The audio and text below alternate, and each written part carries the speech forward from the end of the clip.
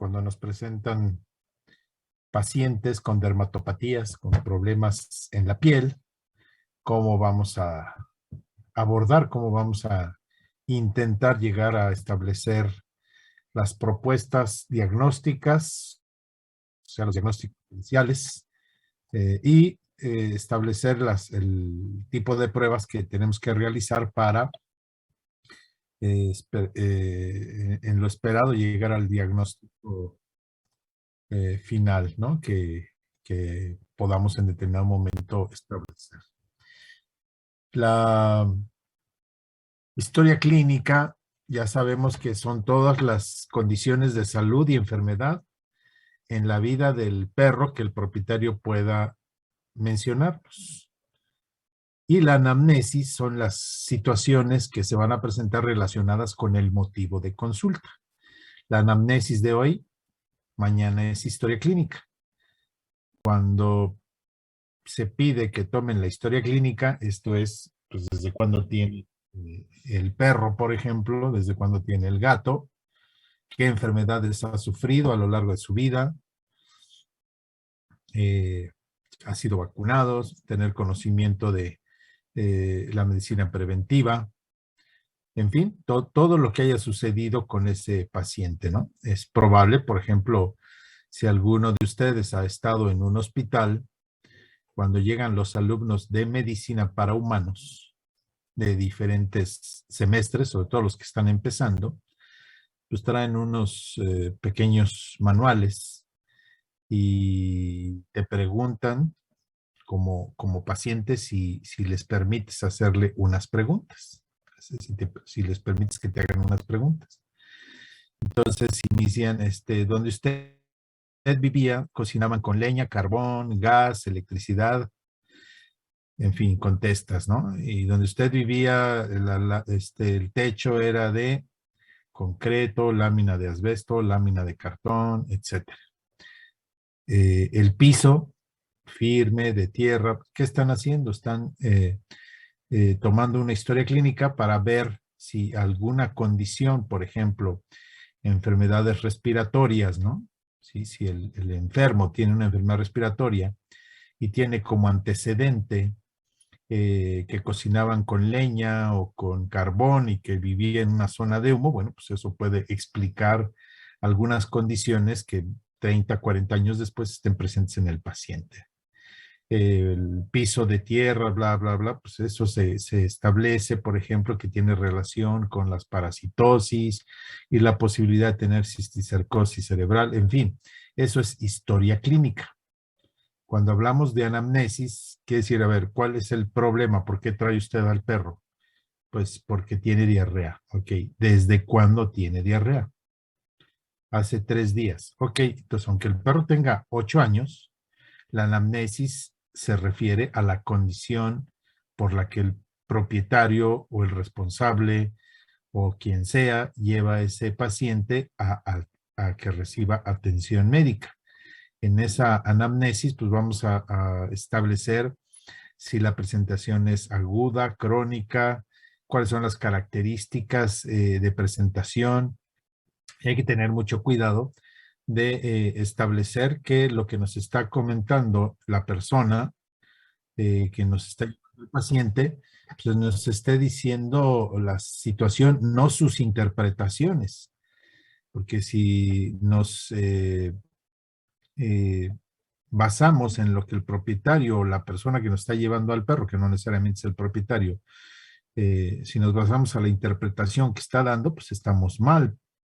Puede ser una persona que tenga conocimiento médico, puede ser, aunque sea veterinario, se dedique a otra situación, a otra especie, a lo mejor es patólogo, a lo mejor es, se dedica a la producción de aves, de conejos, en fin, o sea, cada individuo tiene su especialidad, ¿verdad?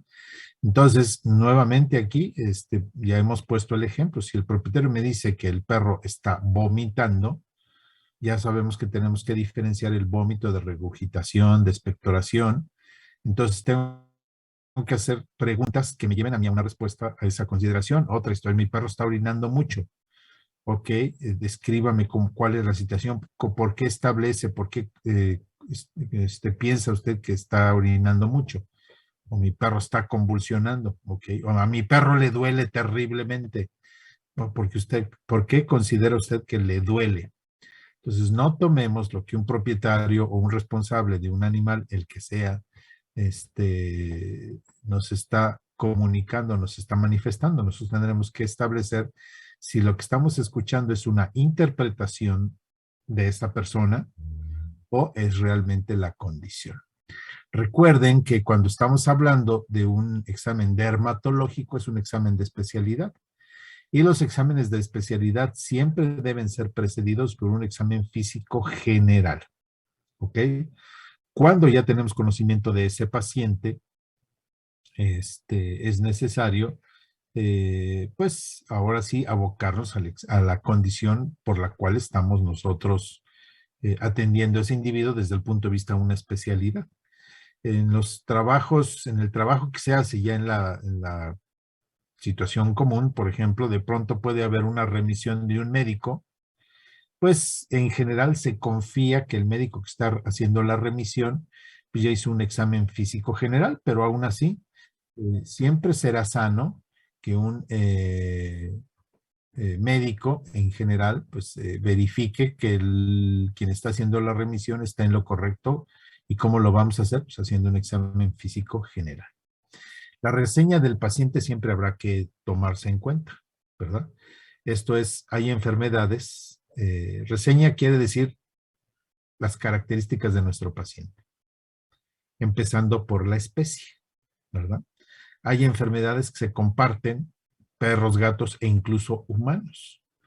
Hay enfermedades que pueden ser zoonóticas, ¿no? Aquí estamos viendo, por ejemplo, una lesión, ¿sí? En la piel de este humano poseedor de un perro.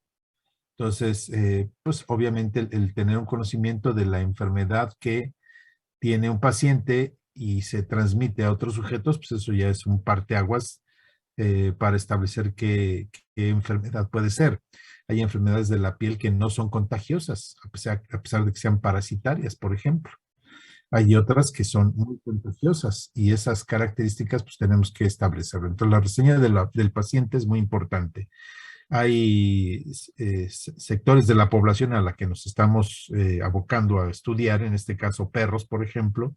Hay enfermedades que son más frecuentes en cachorros que en adultos. Hay enfermedades que son mucho más frecuentes o a veces únicamente están presentes en gatos o en perros. Hay enfermedades que pueden compartirse perros, gatos, humanos u otros animales que estén alrededor de estos individuos, ¿verdad? Hay razas que tienen predisposición a desarrollar enfermedades. Entonces, eso hay que tenerlo presente. Hay una frase que creo que ya se las dije, los ojos no ven lo que la mente no sabe. Si no tenemos conocimiento previo de lo que vamos a diagnosticar o de lo que pretendemos diagnosticar, jamás vamos a llegar al diagnóstico. Esto no es pegarle a la piñata y a ver qué sale dentro de la piñata, ¿no? Pues debemos tener conocimiento previo de lo que pretendemos diagnosticar. Obviamente podrá haber enfermedades novedosas, nuevas, ya sea en ese lugar. Puede haber enfermedades en alguna región de nuestro país que aquí no las vemos frecuentemente. Entonces, para cuando llegue el momento en que enfrentemos un perro que venga de algún lugar que tenga una enfermedad endémica, y tenga ciertas características que nunca hayamos presenciado, obviamente nos va a costar trabajo. A lo mejor hasta por serendipia, por chiripada, hacemos el diagnóstico. Habrá gente que pues tenga información. Desgraciadamente en México, pues no tenemos información puntual, un atlas de enfermedades veterinarias de perros y gatos, ¿no? Si consultamos, por ejemplo, en Estados Unidos, sí hay atlas de enfermedades y sabemos que, pues, que esta enfermedad está en el Valle del Mississippi. Y está esta otra enfermedad que está más bien en las rocallosas. Y esta enfermedad se presenta en la costa este y esta otra en la costa oeste. Y esta en el sureste de Estados Unidos. En México, desgraciadamente, pues no sé si los recursos no nos dan para, o las características de los investigadores o del gobierno, pues no tenemos, por ejemplo, un mapa de distribución de dirofilariasis, ¿no? O sea, sabemos que está en las costas, pero eso es una situación que se ha transmitido de boca en boca, pues leer un artículo que habla de esta enfermedad en la costa del Golfo, etcétera. Pero pues no tenemos acceso a un mapa de enfermedades puntual, ¿no? Por ahí de pronto hay esbozos, pero no los tenemos. Entonces, sí es importante conocer la reseña del paciente, ¿no? Es básico, es un punto de partida, no podemos establecer el diagnóstico únicamente con eso, pero es importantísimo. Después, pues obviamente se menciona, por ejemplo, en dermatología, que todo paciente dermatológico debe tener un raspado cutáneo. O sea, eso es ya como un plan diagnóstico obligado. Y eventualmente, si así lo requiere, vamos a ver más adelante, pues establecer las características de la condición de la dermatopatía en base incluso a biopsias incisionales, que así se requiere. Entonces, el examen físico, repito, sobre todo en pacientes de primer contacto con nosotros, debe realizarse un examen físico completo. Una vez que hayamos terminado el examen físico y determinado que no hay otras anormalidades que deban abordarse, también hay que establecer que tenemos que proponer prioridades. Si el perro está o el gato está enfermo del corazón y no atender esa enfermedad cardíaca determinará que nuestro individuo se deteriore en las próximas horas e incluso fallezca, pues entonces dejaremos la condición dermatológica para darle prioridad a la condición del corazón. O así tendríamos que establecer prioridades. En este caso, hablando en dermatología, pues la mayor parte de las enfermedades dermatológicas no son condiciones que pongan en peligro la vida de nuestro paciente, a menos que sean manifestaciones de enfermedades sistémicas que así lo hagan, ¿verdad? Entonces tendremos que determinarlo en ese examen físico que tenemos que realizar siempre que estemos enfrentando a un paciente incluso es sano, repito, a pesar de que seamos ya individuos que nos dedicamos a una especialidad, pues probablemente, a lo que me refiero es que nos pueden remitir pacientes. O sea, por ejemplo, en mi caso, la mayoría de los pacientes que me remiten a mí son pacientes con problemas ortopédicos o neurológicos. Siempre hay que echar un vistazo a la condición general del paciente.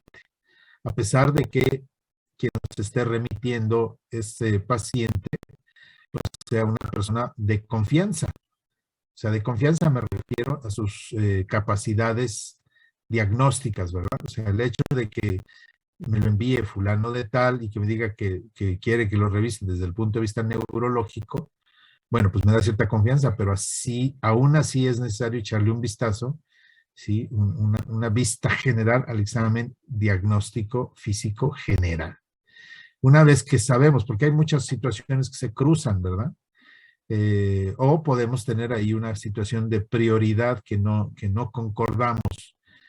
Entonces, siempre será importante, a pesar de que lo esté remitiendo un individuo que tenga capacidades comprobadas de hacer buenos diagnósticos, pues siempre debemos establecer si hay una condición que no sea necesariamente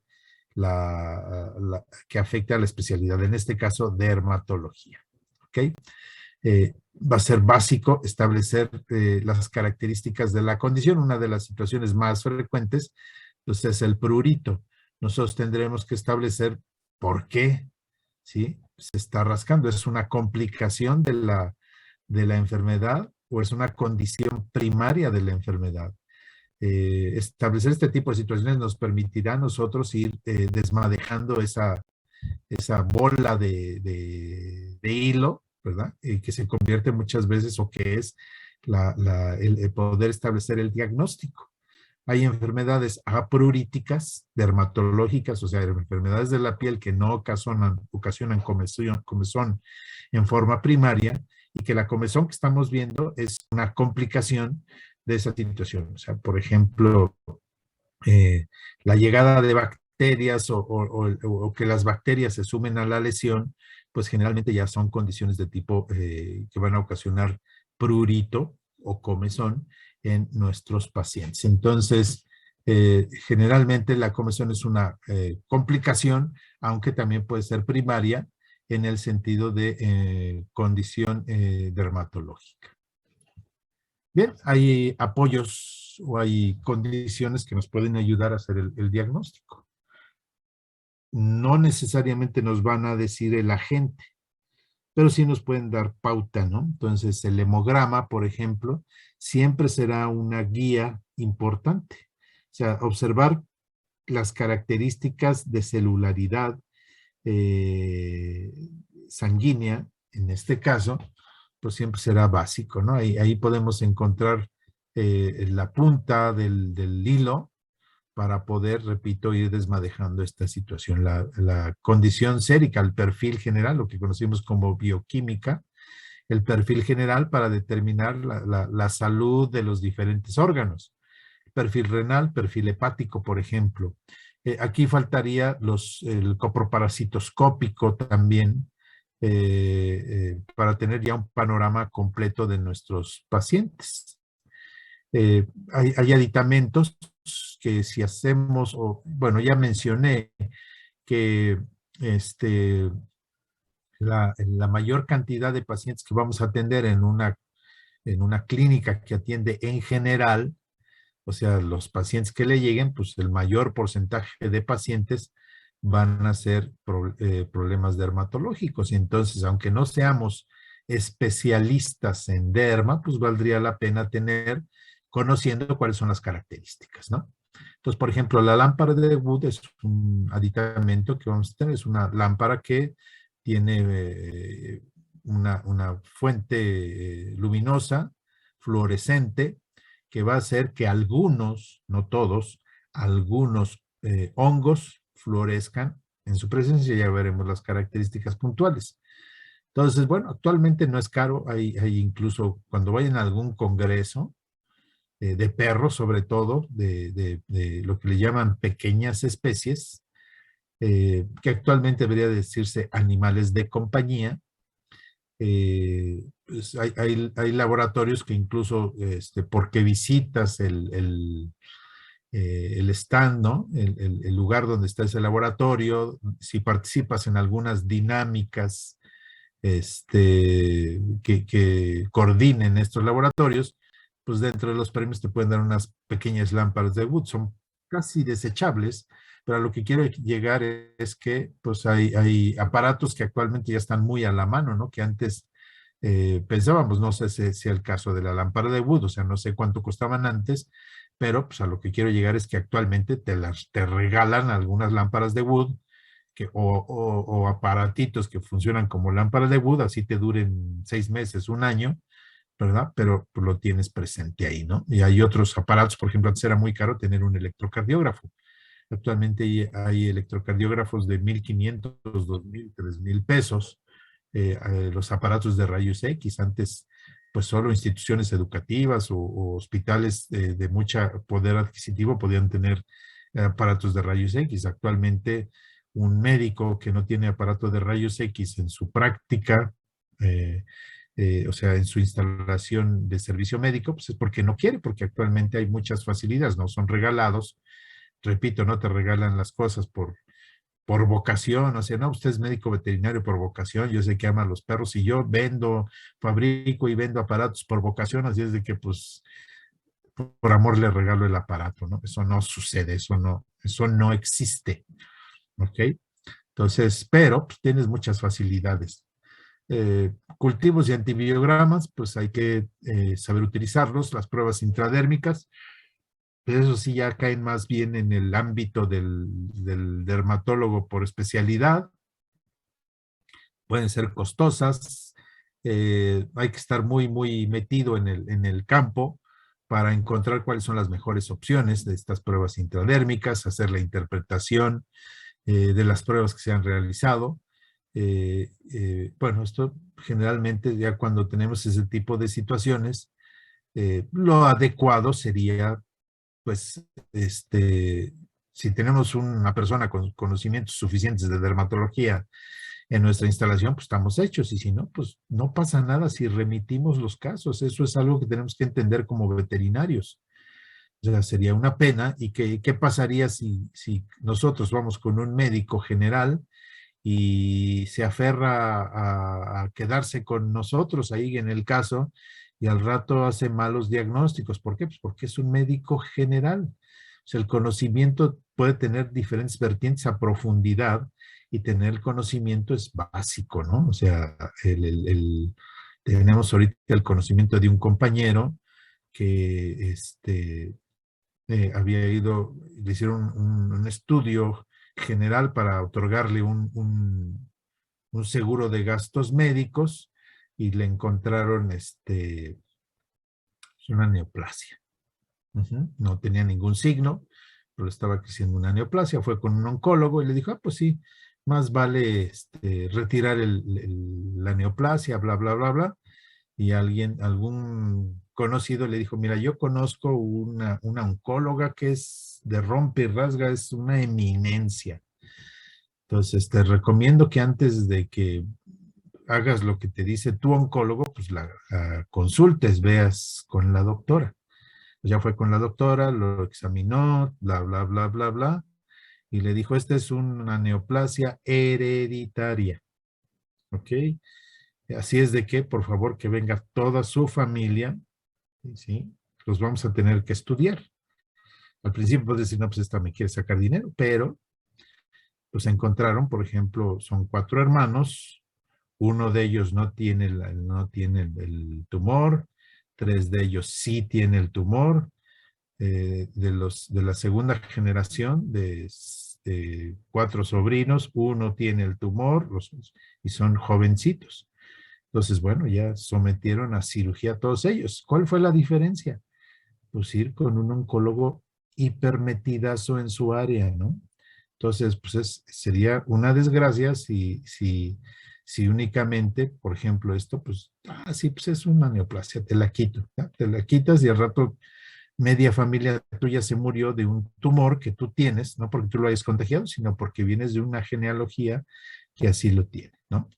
Entonces, el conocimiento de los especialistas es importante. El veterinario, como que todavía le cuesta trabajo, no me incluyo yo en ellos. Ahí sí no puedo decir, nos cuesta trabajo. A mí no me cuesta trabajo establecer cuáles son mis límites. Entonces, pues, por ejemplo, yo no podría poner ahorita una clínica de atención general.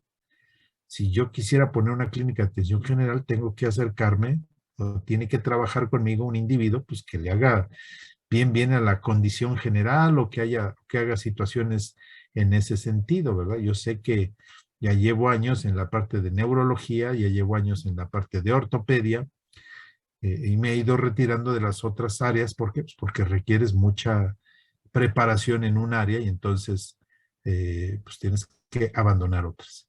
Entonces, sí hay que hacerle caso y actualmente incluso muchos propietarios ya que van a la atención, dice, yo quiero la atención de un especialista. Entonces, hay trabajo para los que se dediquen a especialidad. Dermatología es una de las especialidades a profundidad que tienen mucho éxito, ¿no?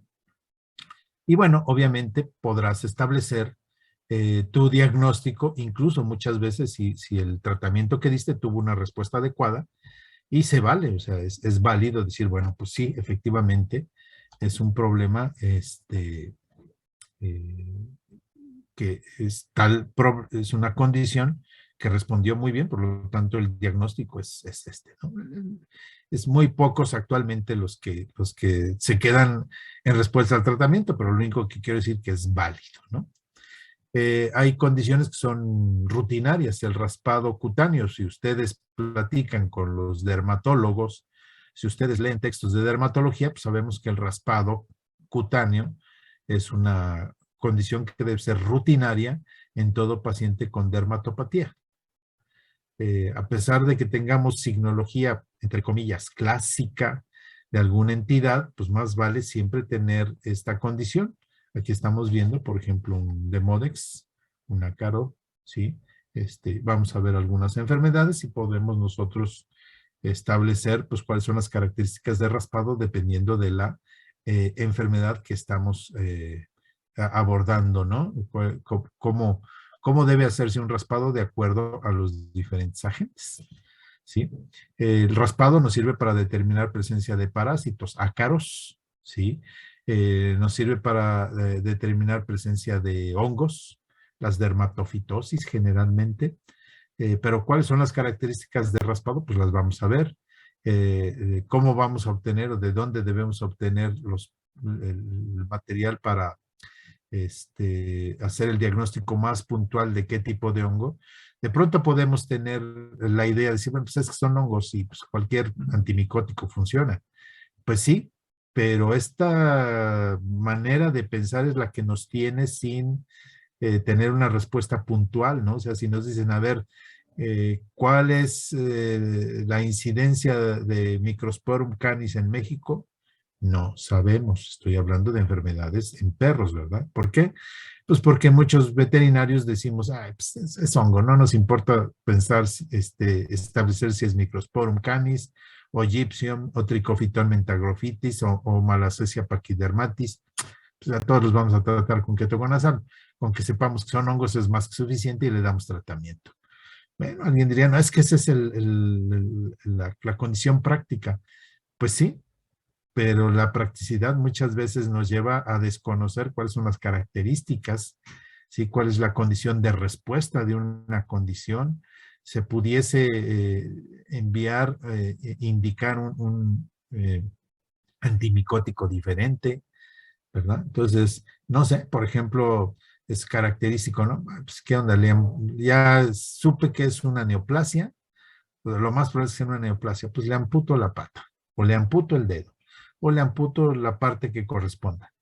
Y no mando nada al laboratorio, pues es una neoplasia, me da lo mismo. Pues, ¿cuál es la incidencia a futuro? Por ejemplo, ¿cómo pudiésemos establecer qué respuesta tiene tal o cual neoplasia al tratamiento? Puede haber diferencias entre un tratamiento y otro, puede haber diferencias de comportamiento entre una estirpe tumoral con otra. Nos hacemos diferencia, ¿no? Muchas veces decimos, es que tal enfermedad afecta más al cobrador del labrador. Sí, efectivamente, pero eso es en la experiencia de quien escribió el texto. Hay muchas situaciones en las cuales podemos decir esa situación de nuestra experiencia local, ¿sí? Por ejemplo, son más populares los braquicéfalos en Europa que en Estados Unidos. En Estados Unidos dominan los cobradores, el cobrador de labrador, el cobrador dorado. Entonces, en la práctica de ese médico, pues obviamente va a tener una mayor cantidad de cobradores que en Europa. Y pues generalmente siempre estamos leyendo literatura válida, efectivamente, del extranjero, pero los porcentajes de afectación racial, porcentajes de afectación por edad, por estación, por ejemplo, de pronto estamos ahí repitiendo como periquitos, ¿no? Esta enfermedad es más frecuente en invierno. Y hay muchas enfermedades que como no tenemos una diferencia climática tan marcada o diferencia de fotoperiodo tan marcada como puede ser en Estados Unidos o en Europa, pues en México no se presenta esa estacionalidad de la que nos está refiriendo. Entonces tenemos ahí una condición que de pronto la información que es válida en ese sentido porque se originó en la ciudad de Chicago, ¿verdad? Y de pronto estamos aplicando información que es válida para ciudades que están en una latitud similar y estamos nosotros hablando de situaciones que se están sucediendo en Mérida o en Tapachula. ¿Y esto por qué? Pues nuevamente por ese tipo de situaciones. Entonces, es necesario llegar al diagnóstico puntual y lo ideal es que tuviésemos cuál es el comportamiento de las diferentes enfermedades en nuestro país, en nuestras entidades. No lo tenemos por esa situación de decir, es que no quiero que el propietario gaste. Pues ya le doy tratamiento antimicótico, funciona, sí, funcionó. ¿Por qué? Pues porque a final de cuentas es una estirpe de hongos que todavía tienen respuesta a muchos antimicóticos, ¿no? Si tenemos capacidad, pues hay que tener microscopio. El que hace dermatología es necesario que tenga microscopio para por lo menos establecer que estamos observando la posibilidad de hongos. Aquí tenemos el pelo y vemos adherencias en ese pelo. Microscópicamente, en este caso, no podemos decir la estirpe del hongo. En esta condición sí requerimos en micosis, por ejemplo, en dermatofitosis, si es necesaria el cultivo, porque el diagnóstico puntual de qué hongo estamos enfrentando es a partir de las microconidias, de las macroconidias, y para eso se requiere pues, que se cultive y se requiere un equipo especial para hacer el cultivo. Puede haber hospitales que tengan ya unidades diagnósticas, ¿sí? Por ejemplo, el Hospital Peques, pues ahí ya tiene su unidad diagnóstica de laboratorio clínico propio, donde hacen, incluso dan un servicio de laboratorio clínico a médicos pues que quieran enviarles casos ahí. O sea, generalmente pensamos en el laboratorio como una entidad separada. En este caso, el Hospital Peques, pues sí sé que tiene su laboratorio. No sé si otros hospitales grandes, como por ejemplo el Centro Veterinario México, tenga ya unidad de diagnóstico, desconozco, pero pues muchas veces ya los veterinarios que han crecido en esa situación de tener hospitales, pues ya tienen servicios integrados. O sea, tú ya llegas ahí y pues ya no necesitas salir. Estamos en esa etapa de integración de servicios. En otros países ya estamos en etapa de desintegración de servicios. Por ejemplo, en el estado de California, ahí van al revés, o sea, están separando los servicios. La situación es la siguiente. Eh, Empezaron a atacar a los hospitales veterinarios porque llegas y te hacen todo lo que tengan que hacer de que pase un avión que está aquí muy bajito, helicóptero.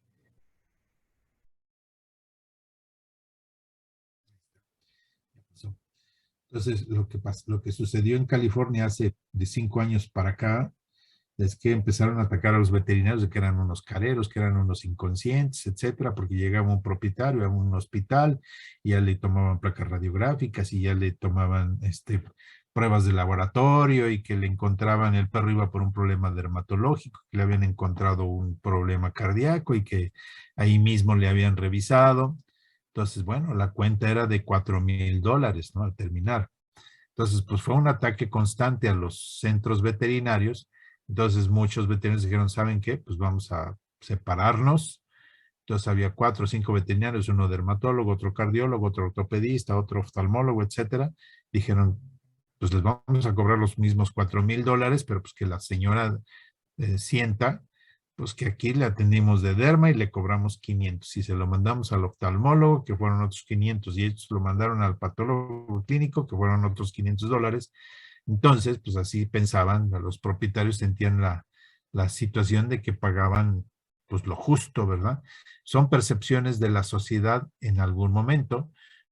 Nosotros ahorita estamos en la situación de integrar servicios. Probablemente en un futuro, que ya empieza a ver, ¿eh? O sea, de pronto vemos ahí en las líneas, en las, ¿cómo se llaman? En las redes sociales, no vayan a la clínica fulana de tal, porque ve a mi perro porque estaba fracturado y ya le estaban tomando un electrocardiograma y ya le estaban, y de pronto los mismos veterinarios, a veces ignorantes, dicen, no, si es una clínica son bien rateros, etcétera, le hacen cosas que no se requieran. Espero que poco a poco vayamos,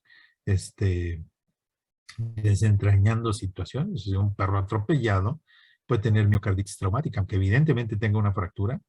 Si no abordamos la situación del corazón, ese perro se nos muere en el transquirúrgico, ni siquiera en el transquirúrgico, en el momento de la inducción de la anestesia, porque los fármacos pueden ocasionar arritmias. Y si mi paciente atropellado o caído tiene miocarditis traumática, que no la puedo yo verificar simplemente por escuchar el corazón, sino tengo que tomar un electrocardiograma y verificar cuáles son las características de trazo de generación de impulso en ese individuo, pues no lo voy a diagnosticar y se me va a morir el perro. Obviamente el propietario va a decir, bueno, porque le checan el corazón si lo que tiene es un problema ortopédico. Y muchas veces, aunque se le explique, pues va y plasma su sentir y a veces nosotros mismos le abonamos y nosotros mismos como veterinarios. ¿Ok?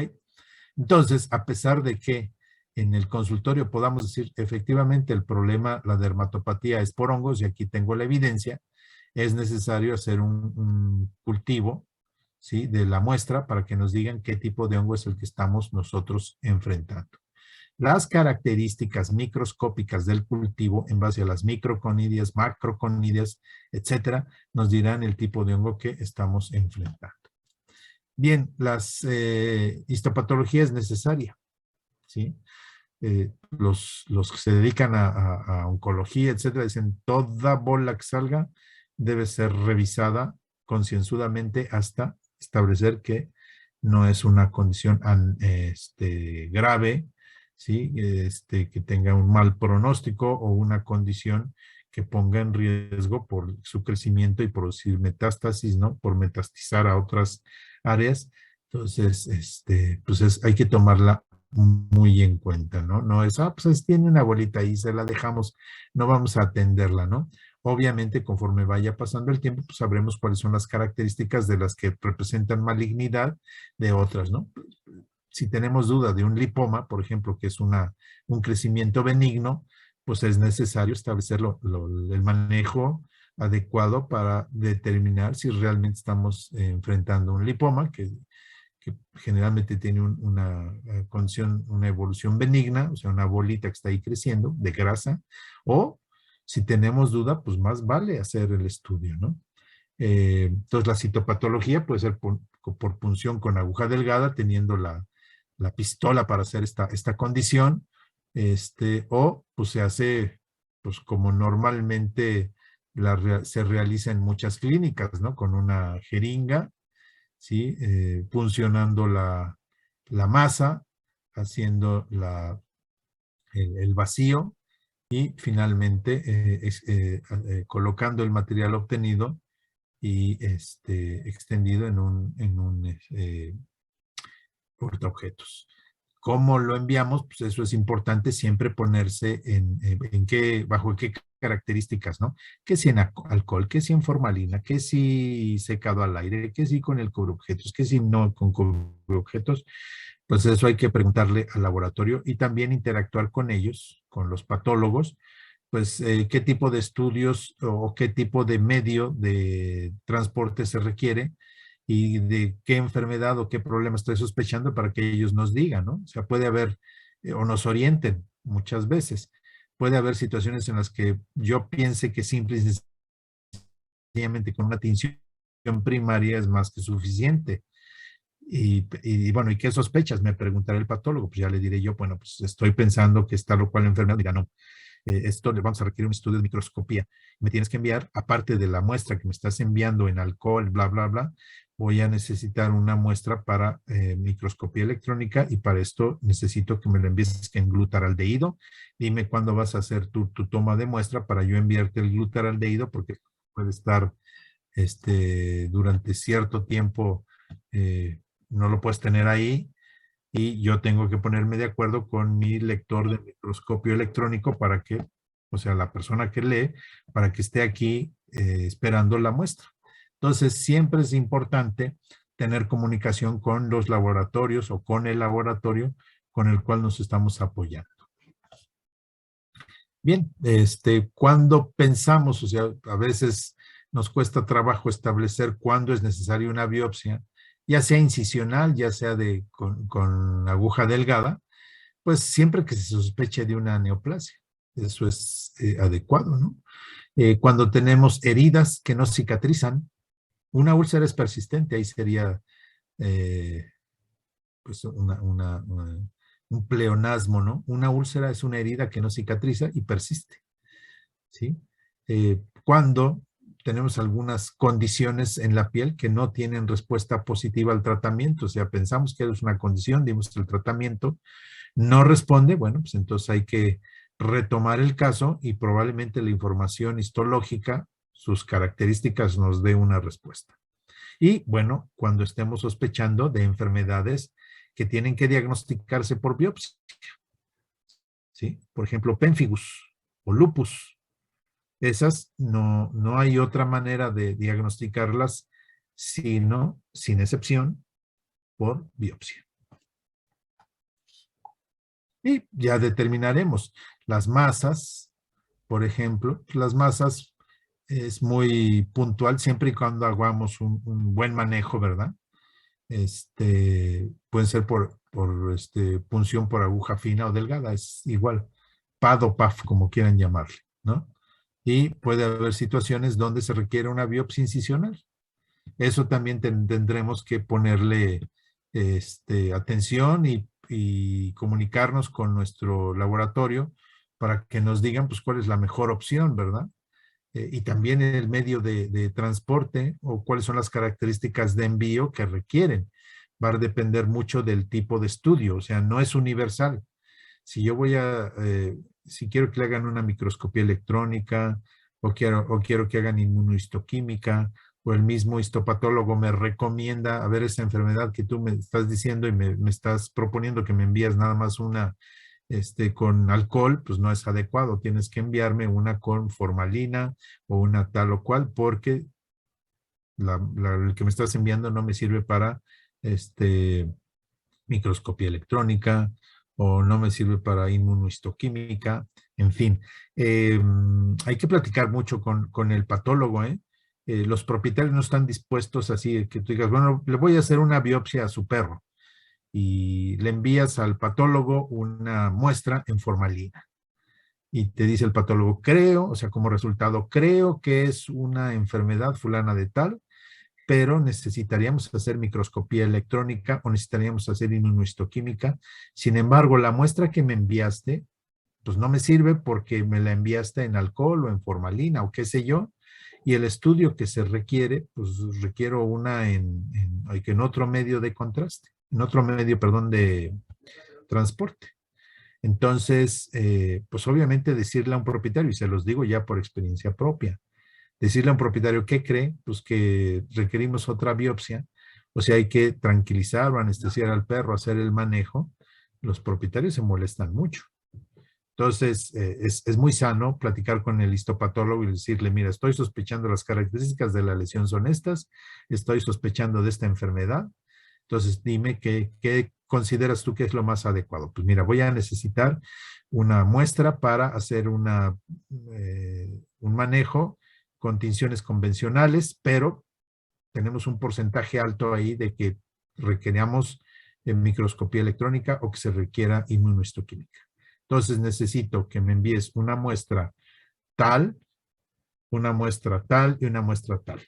Ok, a ver entonces cuánto va a resultar, porque no van a hacer los estudios con el costo único. Van a decir, mira, son 500 pesos de las tinciones básicas, son otros 500 de microscopía y son otros tantos de estos. Puede ser que en una de ellas encontremos la respuesta. Yo prefiero actualmente decirle al propietario, mire, necesito enviar 3 muestras. Cada muestra cuesta 500 pesos. Es probable, estoy hablando en costos sin tener una base, ¿eh? Es probable que a lo mejor con una sola muestra tengamos el diagnóstico. Pero si no hago este manejo, también es factible que yo le diga, lo que enviamos no fue característico y el patólogo me está recomendando que hagamos otro estudio y tenemos que someter al paciente a otra biopsia.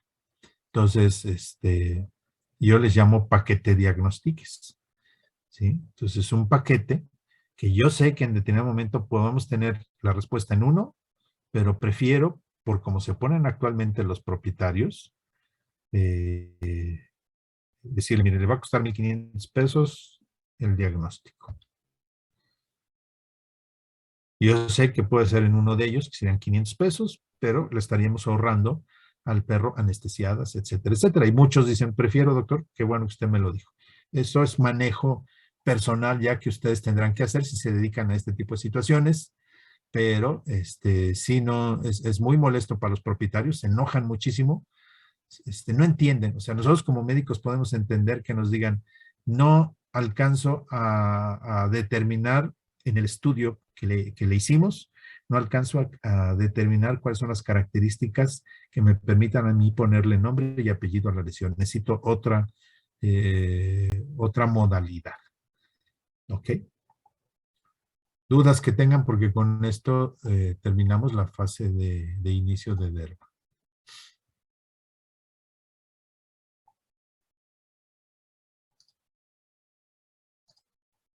Todo bien. ¿Todo bien? Sí, gracias. Ok. Bueno, pues vamos a continuar entonces. Algunas características que nos pudiesen ayudar a establecer a qué nos estamos enfrentando.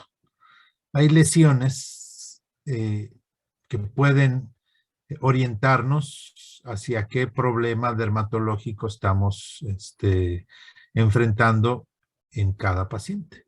Hay lesiones que las conocemos como primarias, que quiere decir que se originan de la acción del agente, de la etiología, directamente con la piel. ¿Okay? No requieren de la interacción del enfermo. Por ejemplo, ¿qué sucede si tengo una roncha? Pues ahí está la roncha, que es la lesión primaria, pero ¿qué sucede cuando me rasco? Y a partir del rascado se van a originar lesiones secundarias. ¿Sí? ¿Qué pasa, por ejemplo, si yo tengo una pústula?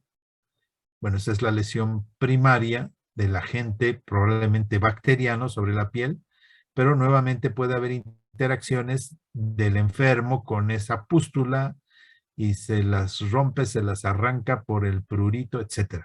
Entonces, lesiones primarias indican acción directa sobre la piel y lesiones secundarias es la consecuencia de teniendo esa lesión, pues, ¿qué sucede cuando el enfermo o el entorno actúan sobre esa lesión primaria?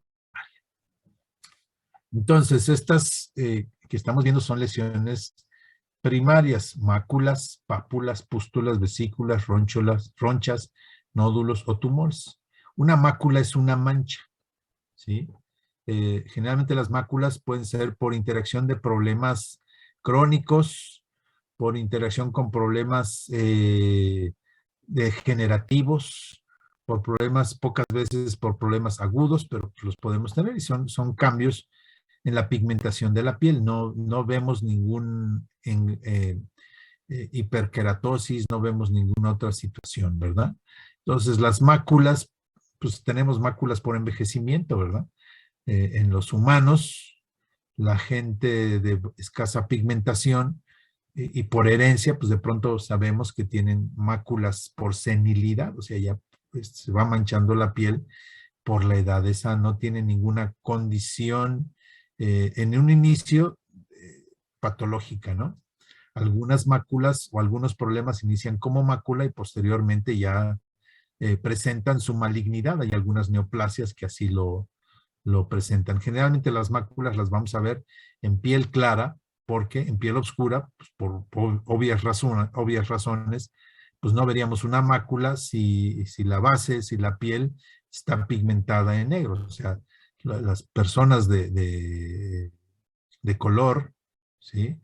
Los afrodescendientes, pues tienen que ser un poco claritos para que podamos ser evidentes que tenemos esas máculas por senilidad, por ejemplo. En los perros sucede lo mismo y los gatos. O sea, si no tenemos una piel clara en la cual se haga evidente la mácula, pues no la vamos a hacer evidente. Generalmente son condiciones de tipo crónico, generalmente no malignas, pero pues hay que estar pendientes porque sí pueden ser el preludio de una condición de malignidad. Las pápulas son hiper, ¿sí? Una mayor densidad celular que puede involucrar a la epidermis y a la dermis. Muchas veces aquí no hay colección de líquidos, no hay colección de pus. Esta sería una pápula y esta ya es otra lesión que vamos a ver más adelante, sería una pústula. Generalmente pues son similares a las ronchas incluso, pero las pápulas son crecimientos indurados, o sea, quiere decir que no necesariamente hay edema y las ronchas, pues sí tenemos edema. Algunas enfermedades, ahorita nada más vamos a ver las lesiones y más adelante mencionaremos algunas situaciones que se caracterizan por desarrollar o máculas o pápulas o pústulas, etcétera, ¿no? También muchas veces son de tipo degenerativo. Hay razas que tienen estas pápulas y que pudiésemos confundirlos, por ejemplo, con callos, ¿verdad? A los molosos generalmente, los perros molosos, los mastines en general, pues son razas que se caracterizan por tener pápulas, por desarrollar callos, a veces sin tener una condición puntual de explicación de traumatismo constante, ¿verdad? Entonces las pápulas pueden crecer sin que necesariamente sean condiciones sistémicas, sino más bien locales de la piel. En las pústulas, a diferencia de las pápulas, pues ya no es una induración, no es una condición de tipo tisular, sino es más bien la colección de pus por acción bacteriana generalmente, y en este caso se va a separar la epidermis de la dermis, y en ese domo que vamos a tener de epidermis, vamos a tener colecciones de pústulas. Lo que vamos a tener es la interacción de los macrófagos con las bacterias en esas condiciones. Hay enfermedades, por ejemplo, las ocasionadas por bacterias, que se caracterizan por desarrollar pústulas. ¿Sí? Hay lugares donde es más fácil tener pústulas, por ejemplo, donde hay piel delicada, en el interior del pabellón de las orejas, por ejemplo, en el abdomen, y hay lugares donde las pústulas son menos frecuentes, por ejemplo, en la zona del cuello, en la zona del dorso de los perros, ¿verdad? Entonces vamos a encontrar muy frecuentemente en el abdomen, en las orejas, en las axilas, por ejemplo, esta es una axila de un perro, esta es otra zona de piel delgada en los gatos, que podemos encontrar estas pústulas. Y repito, la pústula es la interacción de los mecanismos de defensa con las bacterias. Pueden ser bacterias novedosas, o sea, de invasoras, o bacterias de la microbiota de la piel que estén ocasionando, en este caso, un sobrecrecimiento por alteraciones propias de la respuesta inmune, por consideraciones, por interacción con otros agentes, en fin. Las vesículas, en este caso, es la misma situación, es la epidermis la que se separa, ¿sí? Y lo que se colecta es suero, no pus. Generalmente está la interacción con agentes físicos. Puede ser quemaduras por el sol, por ejemplo. Nuevamente se presentan más frecuentemente en zonas de piel delgada, en animales de poca capa de pelo, de pluma, etcétera. Repito, esta es la interacción con un agente físico o químico, ¿ok? Quemaduras solares, ya lo puse, es muy frecuente, ¿no? Gente de poca pigmentación que se expone al sol y suceden este tipo de situaciones. Frotaciones, ¿no?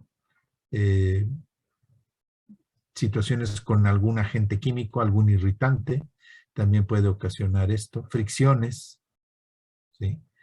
Entonces, generalmente es una condición de tipo local. Obviamente me refiero a la piel, aunque puede tener grandes superficies de la piel. Pero en este caso no hay bacterias incluidas, sino suero. La roncha es una condición de tipo edematoso y generalmente es la interacción, ya sea con insectos que aplican alguna condición de tipo químico y tenemos una reacción propia de la interacción con ese químico, o pueden ser situaciones sistémicas, por ejemplo, reacciones de tipo alérgico, que establecen las condiciones para que se establezca una condición de tipo inflamatorio edematoso. En este caso se liberan cininas, histaminas, bradicininas, etcétera, ya sea por la interacción con la ponzoña, si le llamamos así, del insecto, o reacciones propias de las células en base a una reacción automática o autoinmune del sujeto, ¿no?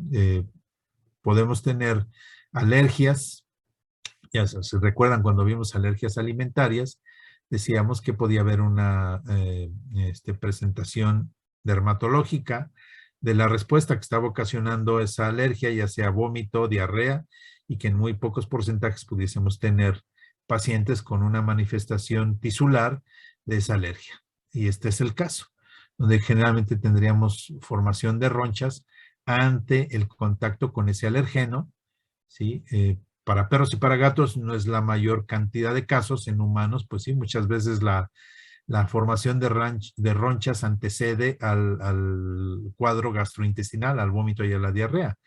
Si hay personas que son alérgicas, no sé, se me ocurre a los camarones, por ejemplo, pues, consumió el camarón y está ahí desarrollando las ronchas, y a los pocos minutos vamos a tener cuadros de mesis o de diarrea. Puede haber cuadros respiratorios, ¿no? Vemos, por ejemplo, ahí cuando vamos a los lugares donde te dan probaditas de productos, siempre hay que ver lo que dice atrás. Ahí hay unos cartelitos que dice, si usted es alérgico, no consuma lo que le están dando, y el centro comercial se exime de toda responsabilidad si usted es alérgico, ¿no? Entonces de pronto ahí te están dando que pruebes que el agua de chía, que el agua de quién sabe qué, que el polvo de no sé qué cosa, y ya han sucedido pues urgencias y emergencias, porque hay mucha gente que, por ejemplo, hay muchos que no saben que son alérgicos a la linaza, por ejemplo. Usted dice, no, la linaza es muy importante para limpiar el organismo, bla, bla, bla. Y mire, llévese estas galletitas de linaza y te echas tu galletita de linaza y ahí se te cierra la tráquea y les pegas un susto. Entonces, a partir de ese momento, es que empezaron a poner esos letreros de que el centro comercial no se hace responsable por lo que te suceda. O sea, que todo lo que tú hagas, pues es bajo tu propio riesgo, ¿no? Es como cuando vamos a los restaurantes de mariscos, ¿no? Y dice, consumir marisco crudo, ahora que está de moda los ceviches estilo pacífico, ¿no? Mexicano, que comes mucho marisco crudo, que dicen, consumir marisco crudo, eso es bronca de cada uno de ustedes y lo hacen bajo su propia responsabilidad. O sea, que si te da ahí una salmonelosis por echarte tus ostioncillos, pues yo le avisé, pues los ostiones deben consumirse totalmente cocidos por el riesgo, y usted lo sabe. Entonces, las ronchas pues están en esta situación, es una respuesta de tipo edematoso, inmunomediado, muchas intradermorreacciones que se hacen, por ejemplo, para saber si el perro es alérgico o no, pues se hacen pruebas de intradermorreacción para determinar ante los alergenos a los que fue expuesto, en base a la respuesta alérgica de la piel, se establece la probabilidad de reacción ante ese alergeno en particular. Los nódulos son crecimientos parecidos a las pápulas, pero aquí ya pudiésemos establecer que tiene ciertas características de metaplasia. Metaplasia quiere decir que hay cambios en las características del tejido que en determinado momento pudiesen ser el preludio de una neoplasia. Metaplasia quiere decir cambio de características, y neoplasia, pues ya las características se cambiaron totalmente de ese tejido. ¿Ok? Los nódulos pues son lesiones primarias que ya ameritan determinar sus características en base a condiciones histopatológicas. Y los tumores pues ya son neoplasias. O sea, ya perdieron la característica del tejido, ya perdieron incluso la posibilidad de regular su crecimiento. Entonces, todo crecimiento, por eso ya desde aquí decimos esto va con biopsia. Si aunque nos digan que es un nódulo, bueno, no es neoplásico, no es maligno, pero pues ya tiene características visuales, macroscópicas, pues que ya van más allá de una situación de este tipo, ¿verdad? Si decimos, bueno, pues es una roncha o una pápula, no sé exactamente, probablemente preguntemos con el propietario, no, es que sí, por ahí hay arañitas o cosas así, y aquí, bueno, pues ya sus características de cronicidad y macroscópicas ya decimos, híjole, pues no sé si esto ya sea neoplásico, tenemos que ir al diagnóstico histopatológico, y bueno, o sea, en este caso ya está perfectamente establecido cuáles son las condiciones eh, que indican una respuesta por diagnóstica por biopsia. Y bueno, esas fueron las lesiones primarias, repito, donde todavía no tenemos una interacción del medio con esa condición, y las lesiones secundarias pues ya son situaciones complicantes de esa lesión primaria, o donde tenemos una interacción ya sea del sujeto que está sufriendo esa lesión primaria o de lo que está alrededor de él. Entonces, podemos tener procesos inflamatorios y posteriormente la descamación. Podemos tener las pústulas y las costras, cicatrices posteriores a la presencia de las pústulas, por ejemplo, úlceras en algunos nódulos, comedones en situaciones de, como pudiésemos decir ahí, de cronicidad de secreciones de la piel, fisuras en alteraciones de hiperkeratosis, de situaciones similares a las pápulas, por ejemplo, escoriaciones por el proceso inflamatorio que se hace el paciente al tener comezón, hiperkeratosis por la cronicidad o por la característica de la misma lesión, liquenificación es también una condición, y la hiperpigmentación o hipopigmentación, estas tres últimas nos indican cronicidad del problema. Entonces, la descamación es una condición secundaria. Tenemos un proceso inflamatorio que acelera, ya sea irritativo, químico, físico, que acelera la maduración de los queratinocitos. Entonces, ya dijimos que constantemente estamos descamando, pero la interacción con el entorno nos permite descamar de tal manera que no sea evidente esa descamación. Si lo vemos al microscopio, pues vamos a ver que cada vez que nos quitamos una camiseta, pues ahí van pequeñas escamitas que no son visibles macroscópicamente. Pero en este caso, cualquier condición inflamatoria, ya sea física, química, sistémica, local, va a ocasionar que estos queratinocitos aceleren su maduración y por lo tanto tengamos una descamación evidente. Entonces, la descamación es una lesión secundaria, ¿sí? Puede ser simple y sencillamente un proceso inflamatorio, puede ser que hayamos tenido vesículas, ¿no? O sea, como previo a esto, y no vimos las vesículas, sino la descamación. Las costras, pues obviamente ya nos está indicando que ahí se rompieron, pueden ser pústulas, pueden ser vesículas, pueden ser situaciones en las cuales se rompió la superficie más externa de la piel, la parte más queratinosa, la dermis, por ejemplo, y ya tenemos ahí trasudación o incluso hemorragia, aunque sea microscópica.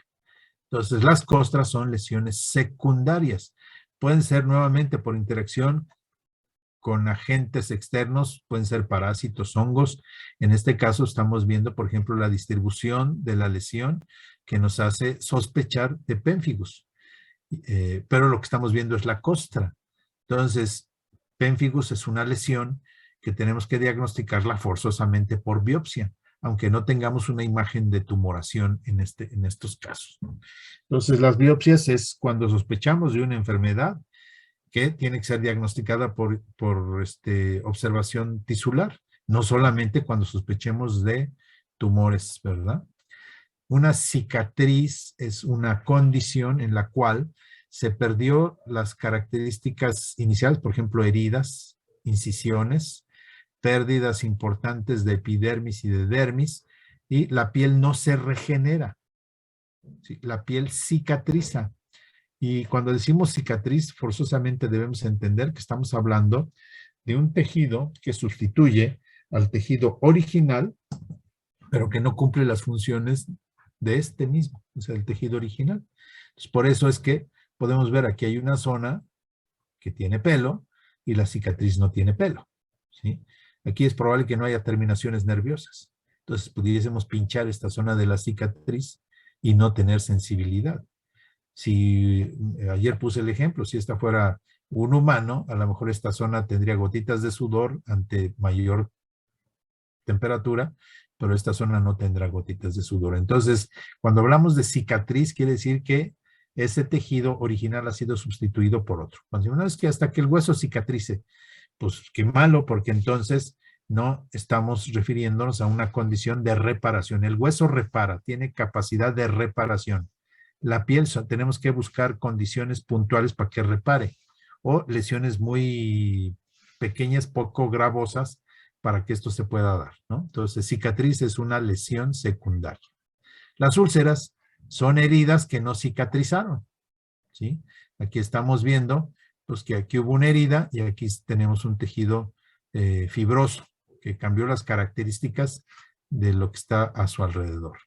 Y una úlcera es una cicatriz, perdón, una herida que no ha cicatrizado.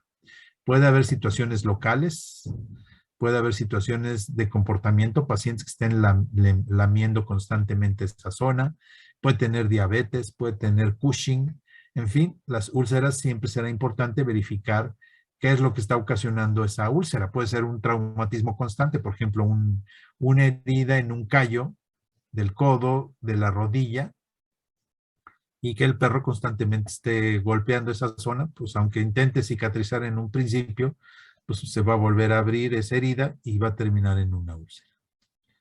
Los comedones son los acúmulos de grasa en los folículos pilosos, las espinillas, ¿no? Las conocemos como espinillas. También se presentan en perros y gatos. Hay razas que tienen predisposición a desarrollar comedones. Estos comedones, por ejemplo, son muy frecuentes en schnauzers y sus cruzas en la parte del dorso. Entonces, de pronto le pasamos la mano y sentimos como que hay un empedrado, pasamos la mano por el dorso del schnauzer y sentimos como que hay piedritas ahí, revisamos la piel y vamos a encontrar lleno de estos comedones, estos puntos negros que no es otra cosa más que grasa oxidada que las glándulas sebáceas produjeron en exceso. La producción de grasa en exceso es una condición individual, en este caso racial, algunos schnauzers. Y puede haber otras razas, obviamente, que tengan esta situación, o sea, no necesariamente solamente los schnauzer, pero es una raza que tiene predisposición al desarrollar estos comedones. Las fisuras generalmente vienen en zonas de traumatismo constante, como pueden ser los cojinetes, ¿sí? Son inicialmente heridas, se produce una hiperkeratosis y posteriormente viene la fisura, que es una ruptura de ese tejido fibroso. Puede ser lo más frecuente es en los cojinetes o se puede presentar en las zonas de traumatismo constante, como puede ser los codos o las rodillas.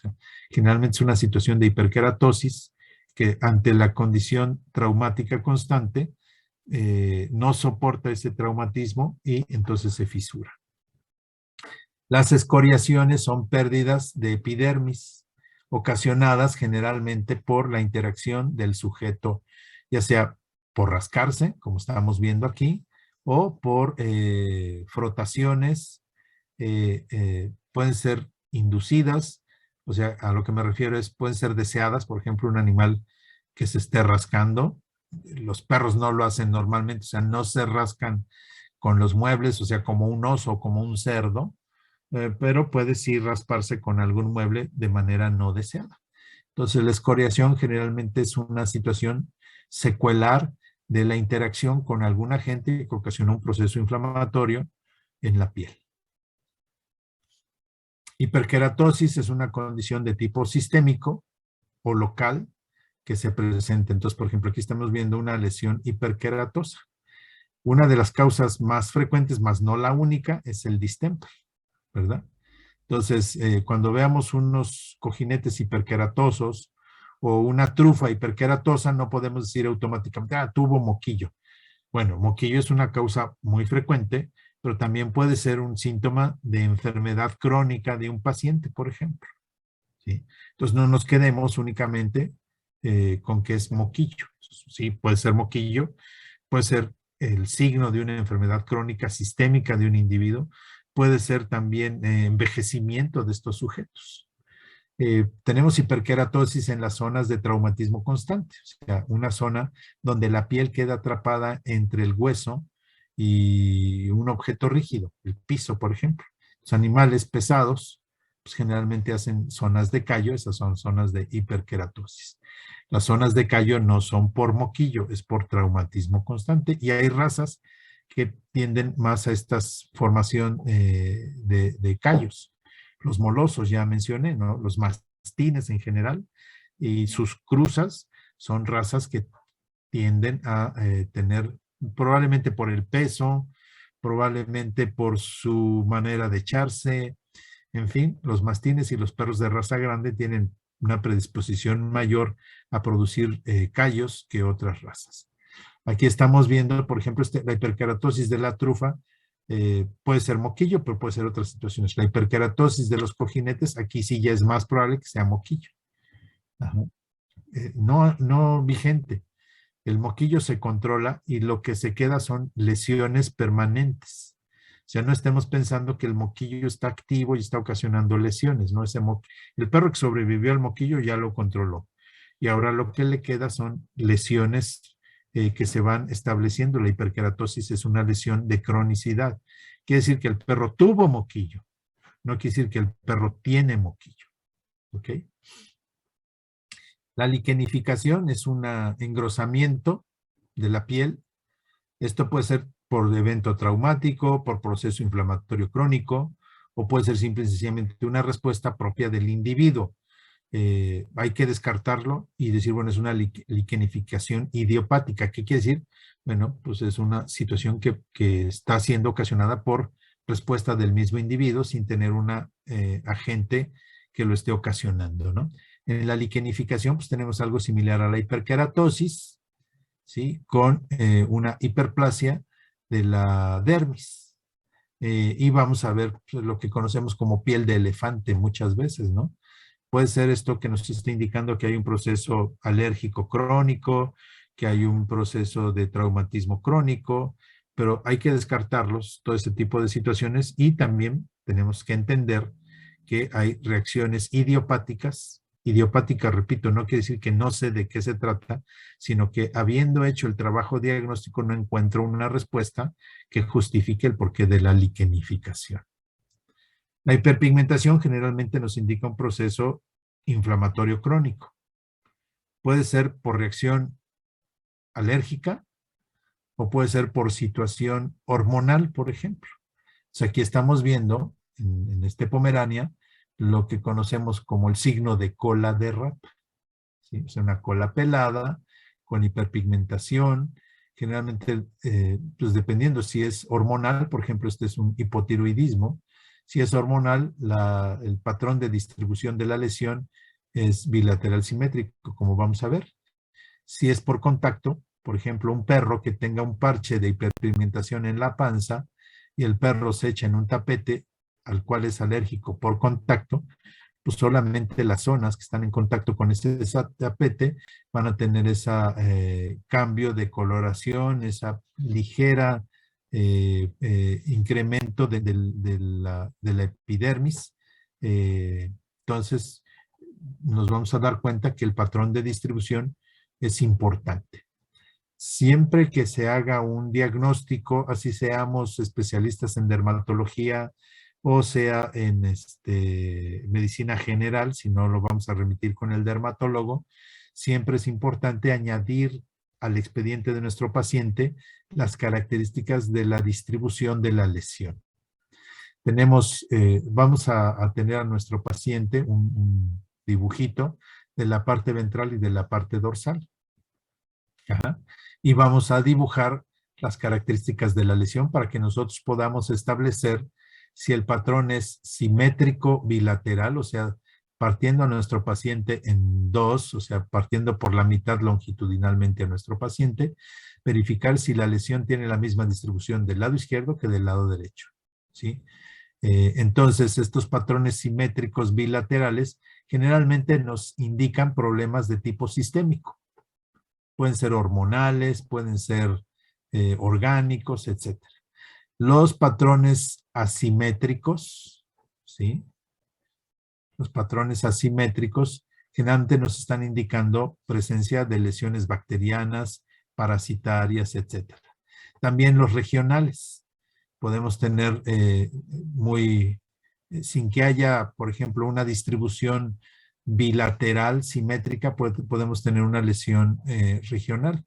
Cuando veamos, por ejemplo, dermatofitosis, ¿sí? O parasitosis, podremos entender la diferencia entre asimétrico y regional. O sea, regional generalmente es asimétrico, pero el hecho de que sea regional nos puede dar mucha información de qué tipo de lesión estamos enfrentando. Entonces, simétricos quiere decir que tanto del lado izquierdo como del lado derecho la distribución es simétrica, es similar, tanto dorsalmente como ventralmente. No estamos hablando de simétrico que sea dorsal ventral, sino lado izquierdo, lado derecho. Y asimétrico quiere decir que la distribución es totalmente azarosa, tanto del lado derecho como del lado izquierdo. Y regional pudiésemos tener, por ejemplo, pues nada más afectado el miembro torácico del lado izquierdo. El lado derecho no, entonces sería un patrón asimétrico, pero tiene regionalidad. O podemos tener lesiones asimétricas que únicamente estén en el hocico y en la cola, por ejemplo, en algunas parasitosis de los gatos, por su característica de dormirse enrolladitos, su hocico queda entre sus piernas y entonces, aunque el parásito generalmente está en la cara, pues también la distribución la vamos a tener en la parte ventral de la entrepierna por la cercanía que se tiene. Comentarios que tengan.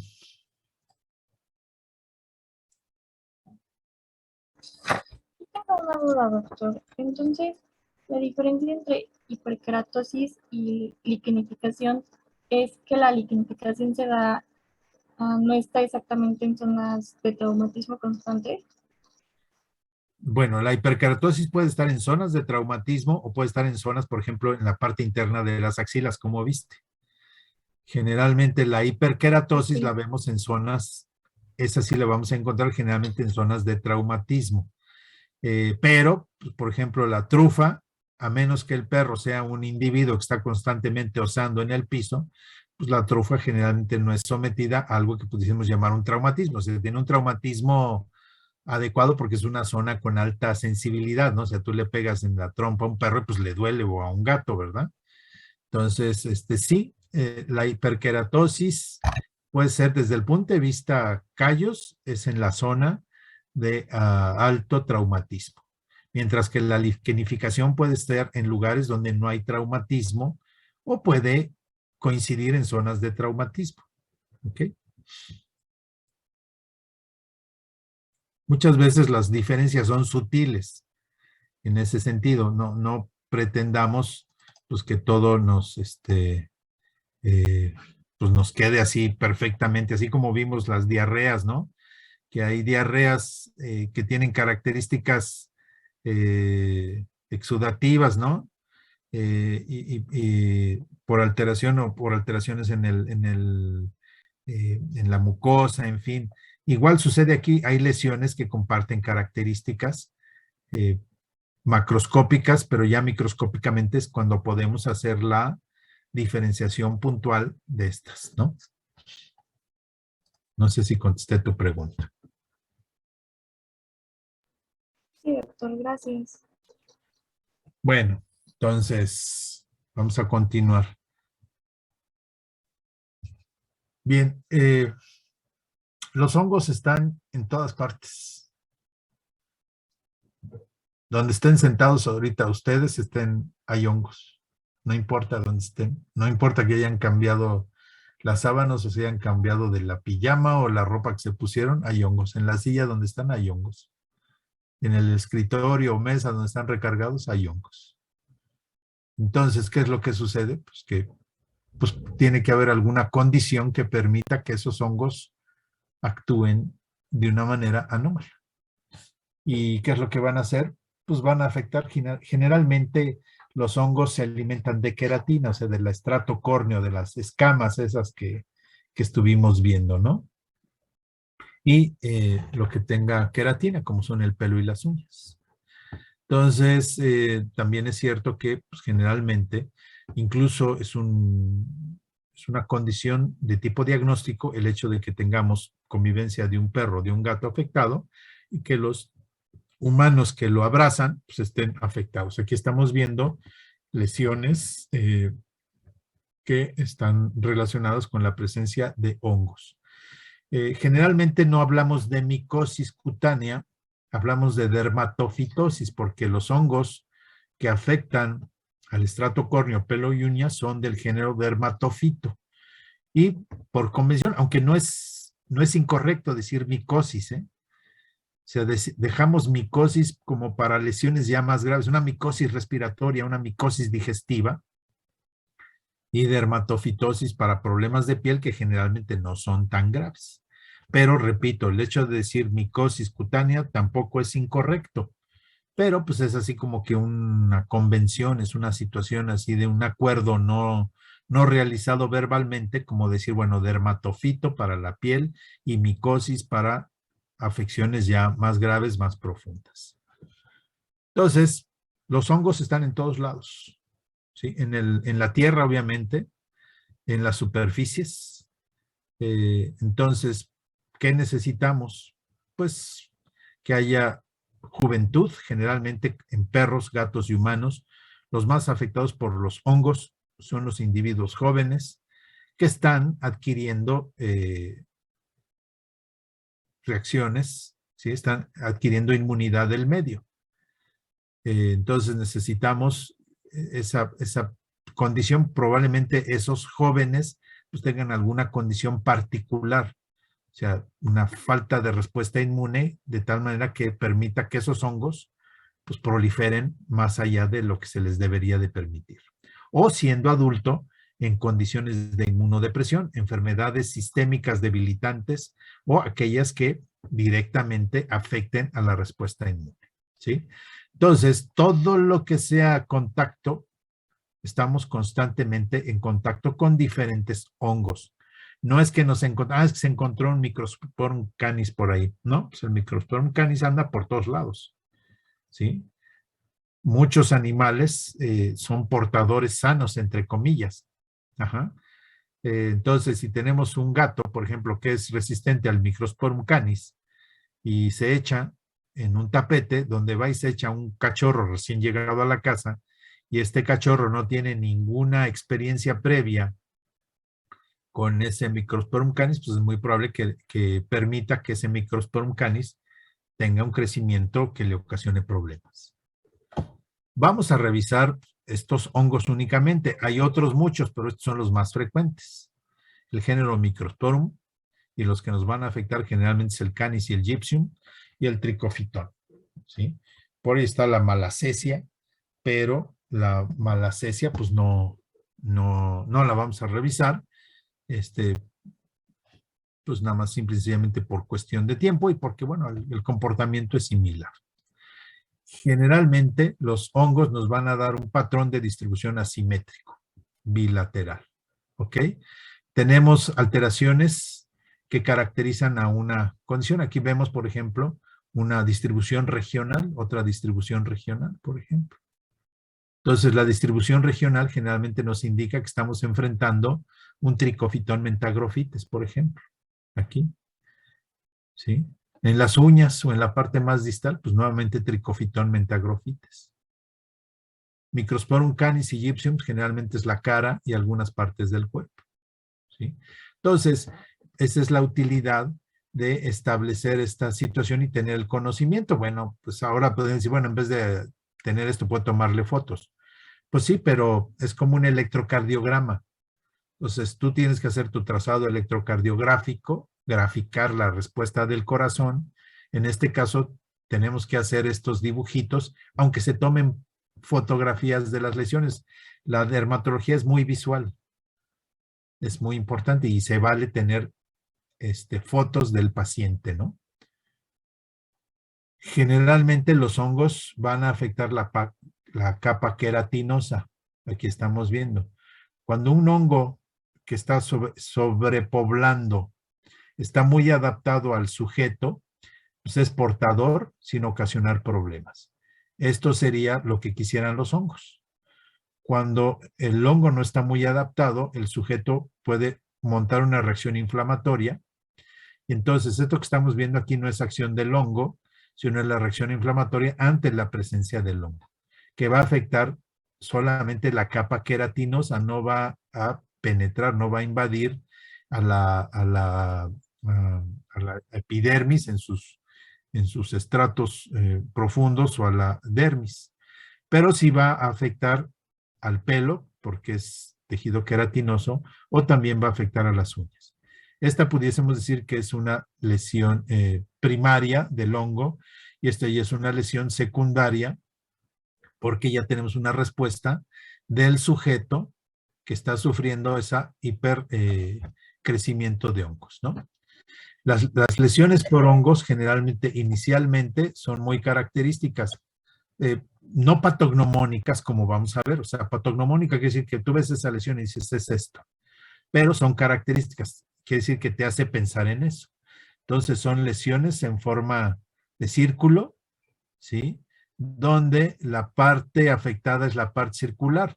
O sea, los hongos generalmente estarían en la parte periférica de este círculo. Si yo tomo muestras de la zona central, pues ahí ya voy a ver queratina, probablemente con una pequeña porción de hongos, pero del pelo debo tomarla de la periferia de esa lesión.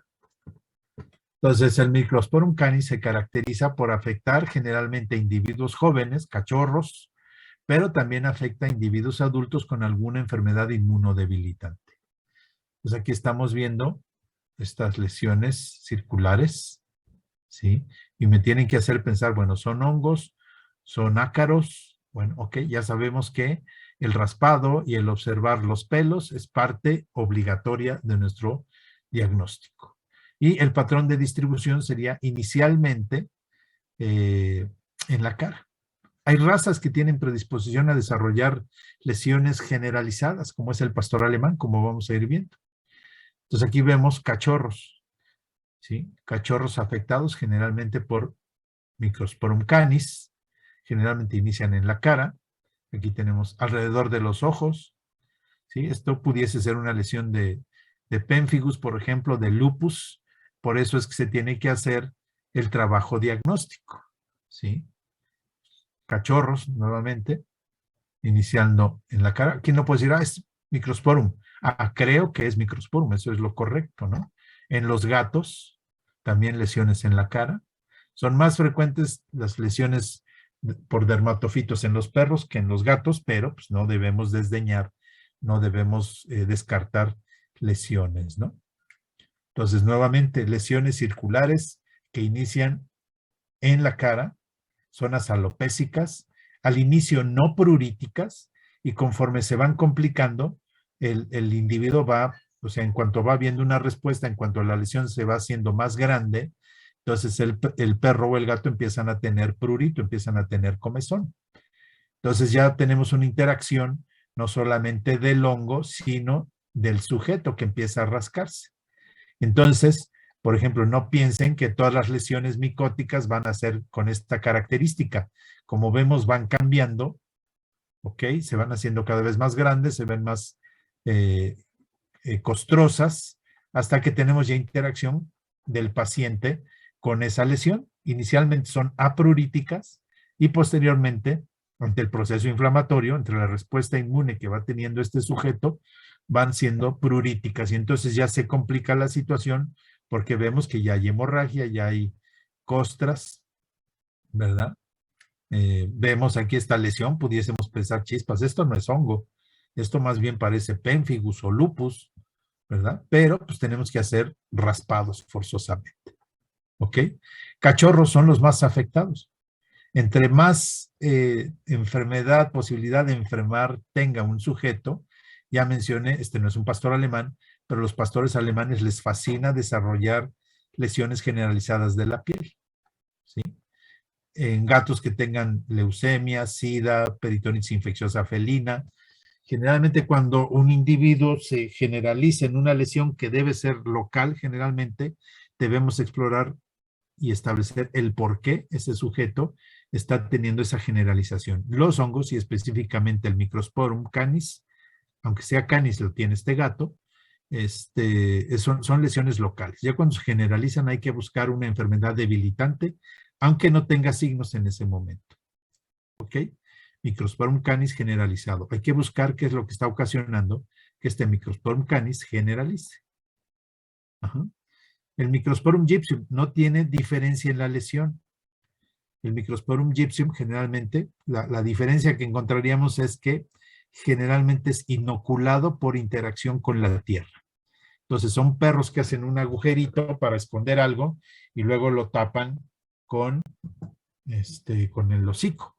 Entonces en el momento que están osando, hay alguna piedrita, algo que les ocasiona una lesión y ahí se inoculan el Microsporum gypsum. Entonces, la diferencia que pudiésemos encontrar sería que generalmente la lesión del Microsporum gypsum empieza en la parte dorsal de la nariz, pero pudiese iniciar en otro lado de la cara, ¿sí?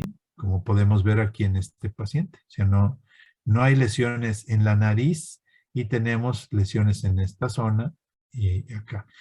Lo que quiero llegar es que el patrón de distribución puede darnos una idea. O sea, por ejemplo, aquí, pues es más probable que sea Microsporum gypsum y acá en estas, que sea Microsporum canis. Por ejemplo, estos, ¿sí? Pero si empieza en la nariz, pues tendremos que decir que es Microsporum gypsum. Y eso es lo que les digo. Es decir, es que yo hago medicina práctica. Al final de cuentas no me importa si es gypsum o si es canis. Es hongo y va a responder al tratamiento, sí. Va a responder igual al tratamiento. Pero nuevamente, ¿cuándo vamos a generar nosotros nuestras casuísticas? Nunca, porque siempre estamos con esa situación. No, es que no quiero que el propietario gaste en una determinación micótica, porque hay que tomar la muestra, hay que mandarle al laboratorio. Uy, no, cuesta 800 pesos. No, mejor le doy el tratamiento. Y siempre estaremos a expensas de lo que escriban otros sujetos en Florida, en Madrid, en París, etcétera, y nunca vamos a tener qué es lo que sucede en México. Bueno, nuevamente aquí tenemos un paciente cuya característica de lesión, ¿sí? Única, regional, en la parte dorsal de la nariz, me hace pensar en que es probablemente el Microsporum gypsum. Lo ideal es tomar escamas, tomar pelo, mandarlo al laboratorio. Obviamente, ¿quién lo va a pagar? El propietario, ¿sí? Pero al mismo tiempo pudiese yo en un futuro establecer condiciones. No, mira, el Microsporum canis en mi región responde muy bien al ketoconazol y el gypsum responde mejor al itraconazol. Ok, bueno, pues estás generando ahí conocimiento. De otra manera, bueno, pues sí me costó con el tratamiento que le di, me costó trabajo, pero pues respondió a final de cuentas. Oye, ¿qué es más frecuente en tu clínica? ¿Gypsum o canis? No, pues no sé. La verdad es que los trato igual y nunca llego al diagnóstico. Ajá. Entonces, aquí tenemos lesiones en otro lado, pero una lesión característica de gypsum, característica, no patognomónica. No quiere decir, y no los invito a que digan, gypsum ya me vale un cacahuate, ¿no? Es muy probable que sea gypsum y te vas a sentir muy egoístamente retribuido. Si tú dices, recuerden que en el laboratorio nos dicen, pónganos cuál es el presuntivo, Microsporum gypsum. Bueno, efectivamente, doctor, el resultado fue gypsum. Ya viste cómo soy bien fregón, bien chinguetas, ¿verdad? Bueno, y este patrón, acuérdense, regional, dijimos tricofitón mentagrofitis. Entonces, generalmente esta distribución no caracteriza ni al canis, Microsporum canis, ni al gypsum. Es tricofitón mentagrofitis. Pero, nuevamente, no me gustaría que quedara, me vale hongo y responde al conazol, a cualquier conazol, no me importa. ¿Sí? Entonces, pues hay que ponerle nombre. Hongos. Generalmente, si las uñas están afectadas, es tricofitón mentagrofitis. Pero nuevamente hay que enviar esto al laboratorio a diagnóstico para que hagamos estadísticas, para que sepamos qué es lo que tenemos en nuestro país, para que en un futuro nosotros podamos interactuar con un individuo que venga a decirnos que el sujeto que viene de Boston y que nos dice que es más frecuente tal o cual, no, en México es diferente, ¿eh? No, pues que no, sí, la lesión esta es muy importante. Sí, pero están hablando de estadísticas aplicadas a Boston, no a México. Y nunca vamos a poder interactuar de manera adecuada con esos sujetos, ¿no? Entonces, cuando vemos onicomicosis quiere decir hongos en las uñas, pues generalmente estaríamos hablando de Trichophyton mentagrophytes. Entonces, ¿cuál es el hongo que afecta generalmente a las uñas? Trichophyton mentagrophytes, aunque pudiese ser Microsporum canis, aunque pudiese ser Malassezia pachydermatis, ¿verdad? Pero el más frecuente, o sea, de 10 pacientes que tengamos, 9 van a tener Trichophyton mentagrophytes y otro va a tener algún otro hongo, pues eso es también una realidad. Y generalmente estas lesiones regionalizadas, grandes en superficie, pero asimétricas, generalmente si estamos hablando de hongos es de Trichophyton, ¿sí? Ya mencioné que a los pastores alemanes y sus cruzas les fascina desarrollar lesiones generalizadas. Entonces, si estamos enfrentando a un pastor alemán, pues ahí sí es necesario establecer, no por diferencia en el tratamiento a final de cuentas, si va a haber respuesta es igual. Pero para saber qué tipo de agente es el que estamos teniendo. Aquí estamos viendo, por ejemplo, es una lesión regionalizada, grande. No tenemos onicomicosis, no tenemos la afectación de la pata, pero sí en este lugar. Entonces, esta lesión tan generalizada, ya tenemos interacción, tenemos lesiones secundarias, ¿no? Aquí, costras, etcétera, por la interacción del paciente. Repito, los hongos no nos quedemos, es que son apruríticos, y si ya tiene prurito no creo que sea hongos, ¿no? O sea, cuando el sujeto está montando una reacción inflamatoria, entonces ya tenemos interacción y lesiones secundarias, ¿no? Es una zona de rascado del miembro pélvico hacia esa zona. Nuevamente, los gatos afectados de manera generalizada hay que buscar la causa. Enfermedades debilitantes, igual que en los perros, a menos que sean gatitos o cachorritos, ¿no? Hay que ver, hay que buscar cuál es la condición por la cual este Dachshund tiene un problema generalizado y habría que establecer, pues, Microsporum, Canis, Gypsum, Trichophyton, Malassezia. ¿Cómo lo vamos a lograr? Por medio de cultivo. Los hongos, de 9 a 1 que sea Trichophyton, pero nuevamente no podemos generalizar, no podemos decir únicamente el Trichophyton afecta a las uñas. Las uñas son un tema, ¿no? O sea, generalmente lo que nos cuesta más trabajo de respuesta son las uñas, ¿sí? Generalmente terminan en procesos crónicos y a veces terminamos amputando las uñas, aunque vuelven a crecer, ¿sí?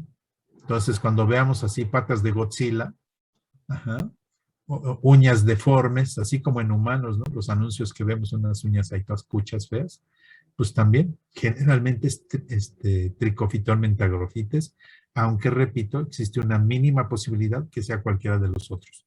De cada 10 pacientes, 9 son Trichophyton y pues, uno puede ser Microsporum en una presentación atípica o puede ser Malassezia pachydermatis. ¿Cómo vamos a llegar al diagnóstico? Bueno, primero vamos a sospechar de la presencia de hongos, como por las características de la lesión.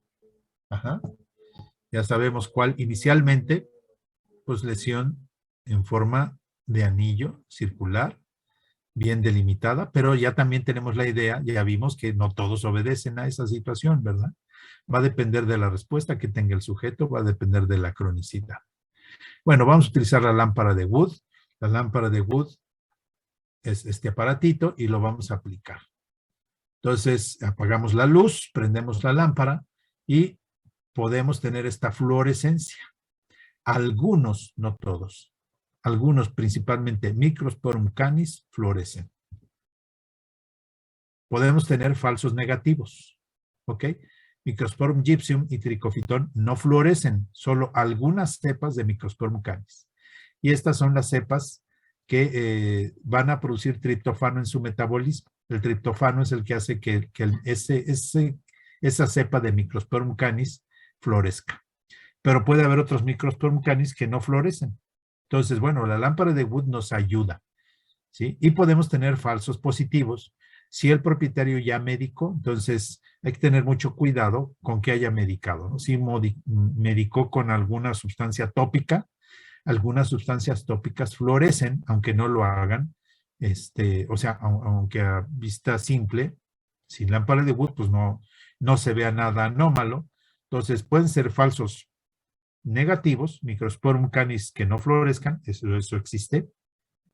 Y si el propietario ya medicó con algo, ¿no? Preguntas hasta aquí de la lámpara de Wood o de lo que estamos viendo. ¿No? Bueno, entonces es un apoyo, pero eso no quiere decir, lámpara de Wood, ya, ¿sabes? Sé que es Microsporum canis.